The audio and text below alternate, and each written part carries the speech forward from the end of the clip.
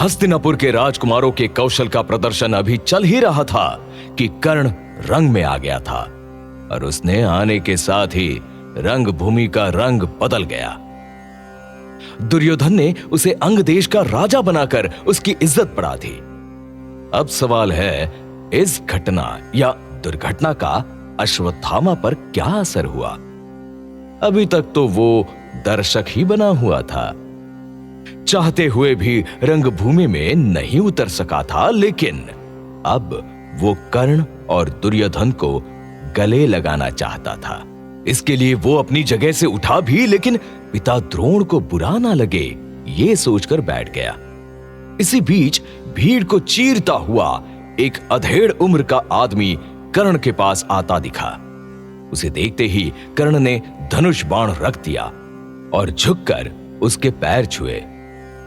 विदुर ने धृतराष्ट्र के कानों में धीरे से कुछ कहा, तभी उस अधेड़ ने खुद ही कहा, महाराज कर्ण, ये मेरा पुत्र है, बहुत बलशाली और प्रतिभावान है। मुझे अपने पुत्र पर गर्व है।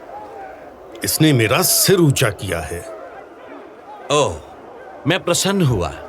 तुम्हारा पुत्र योग्य है। तुम्हें ही नहीं, पूरे हस्तिनापुर को तुम्हारे पुत्र पर गर्व है अधिरथ।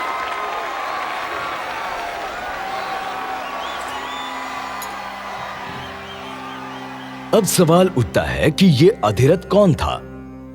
तो अधिरथ महाराज धृतराष्ट्र का सारथी था और उसने कर्ण को पाला था, उस पर अपना प्यार लुटाया था। उसके असली मां बाप कौन है उसे भी पता नहीं था। खैर, अधिरथ का परिचय जानकर पांडवों के खेमे में खलबली मच गई। अर्जुन को लगा जैसे अब उसके जीवन के रास्ते आसान नहीं रहे। इसी बीच आचार्य द्रोण ने राजकुमारों के प्रदर्शन पूरा होने की खबर दी। ऐसे में अश्वत्थामा की चाहत पूरी नहीं हुई। ना तो उसे प्रदर्शन का मौका मिला और ना ही कर्ण को। वापस लौटने पर उसके मन का गुबार फूट पड़ा।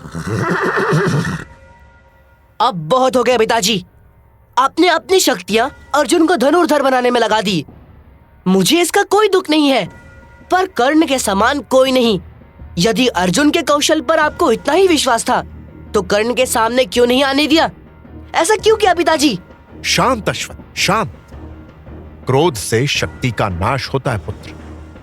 मैं जानता हूं कि तुम न्याय का पक्ष लेते हो, ये ठीक है, किंतु न्याय के साथ साथ भविष्य पर भी दृष्टि होनी चाहिए। तो क्या न्याय का पक्ष लेना अपराध है? दोष है न्याय का पक्ष लेना? नहीं पुत्र, किंतु न्याय का एक ही पक्ष नहीं होता। मैं अर्जुन के साथ अन्याय कर कर्ण के साथ न्याय कैसे करता? संभव नहीं था। तो रणभूमि में मुझे अवसर क्यों नहीं दिया? क्या ये अन्याय नहीं था?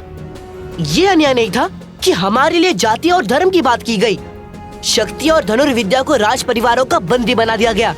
शक्ति कभी बंदी नहीं बन सकती।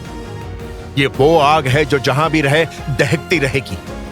और तुम्हारा सच यही है अश्वत्थ। एक दिन संसार तुम्हारी शक्ति के आगे झुक जाएगा।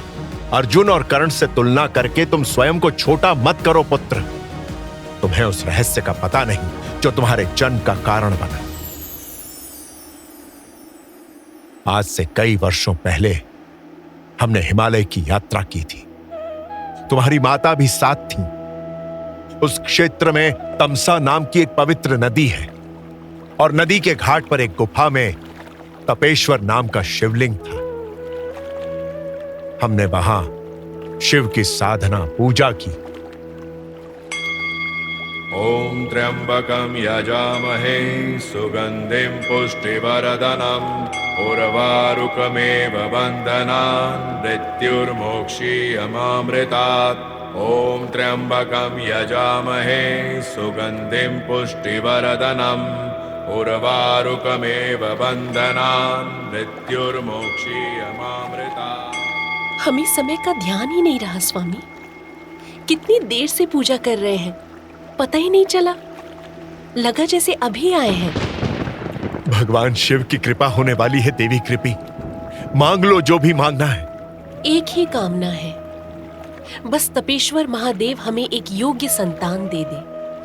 फिर हमें कुछ भी नहीं चाहिए। ॐ त्र्यम्बकं यजामहे सुगन्धिं पुष्टिवर्धनम् उर्वारुकमेव बन्धनान् मृत्युर्मोक्ष्यमामृतात्। शर्दवान पुत्र द्रोण, तुम्हारी कामना अवश्य पूर्ण होगी।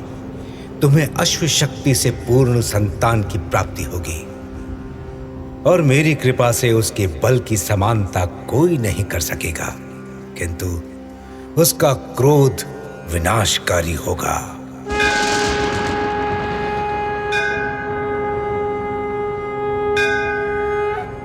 और इस तरह आचार्य द्रोण ने अश्वत्थामा को उसके जीवन का सच बताया। हालांकि अश्वत्थामा बचपन से ही शिव भक्त था और जब भी मौका मिलता शिव को याद करता। अब उसे पता चला कि वो भगवान शिव को इतना क्यों याद करता है और उसे इतना गुस्सा क्यों आता है।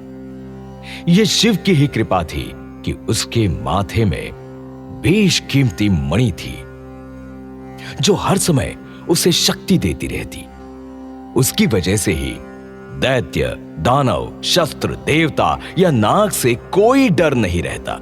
अपना सच जानकर उसे समझ आया कि क्यों वो इतना न्याय का पक्ष लेता है। खैर जो भी हो, अब उसने हस्तिनापुर की राजनीति को नए नजरिए से देखना शुरू किया। जब से दुर्योधन ने कर्ण की राजा की पहचान दी थी, तब से वो अश्वत्थामा के बहुत करीब आ गया था। तो उसने एक दिन दुर्योधन से पूछा, हस्तिनापुर के सिंहासन का सच्चा अधिकारी कौन है दुर्योधन? सबका ध्यान अर्जुन पर ही लगा रहता है। क्या भविष्य में वो ही? असंभव! असंभव है अश्वत्थामा। हस्तिनापुर का राजा राजा का पुत्र ही बनेगा और वो मैं हूं। दुर्योधन बनेगा राजा। मैंने तो सुना है कि पहले अर्जुन के पिता ही राजा थे। बस वहीं से अन्याय का खेल शुरू हुआ था। कुरुवंश में सबसे बड़े पुत्र को ही राज सिंहासन देने की परंपरा रही है। ऐसे में मेरे पिता सिंहासन के अधिकारी थे, पर उन्हें केवल इसीलिए राजा नहीं बनाया गया कि वो अंधे थे। अब ये तो कोई नियम नहीं है कि अंधे को उसका अधिकार नहीं मिलेगा। कोई जानबूझकर तो अंधा होता नहीं, पर मेरे पिता को राजा नहीं बनाया गया। मेरे तात और अर्जुन के पिता को राजा बनाया गया, जबकि वो भी रोगी थे। उन्हें पीलिया का रोग था, पर पिता की कृपा से वही राजा हुए। ओह, तो ये बात है। फिर तुम्हारे पिताजी राजा कैसे हुए? अन्याय और अधर्म का राज बहुत बहुत दिनों तक नहीं चलता। मैं तुम्हें पूरी कथा बताऊंगा कि कैसे मेरे पिता को राजा होने का अवसर और अधिकार मिला। Rosepod Productions. This podcast is now available on Rosepod India YouTube channel.